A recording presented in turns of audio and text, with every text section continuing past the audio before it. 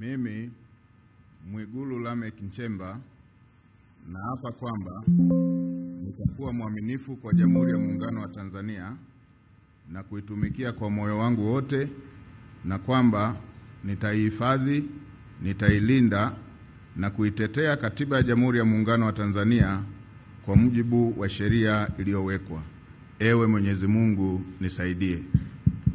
Mimi Mwigulu Lameck Nchemba naapa kwamba nitaitumikia vema na kwa moyo thabiti Jamhuri ya Muungano wa Tanzania katika kazi zangu za waziri mkuu, na kwa wakati wote nitamshauri kwa hekima na uaminifu Rais wa Jamhuri ya Muungano wa Tanzania, na kwa vyovyote vile sitatoa siri za baraza la mawaziri.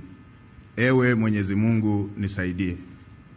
Mimi Mwigulu Lameck Nchemba naapa kwamba katika kutekeleza madaraka niliyopewa kwa mujibu wa Katiba ya Jamhuri ya Muungano wa Tanzania, nitatetea na kudumisha umoja wa Jamhuri ya Muungano wa Tanzania kwa mujibu wa Katiba ya Jamhuri ya Muungano wa Tanzania.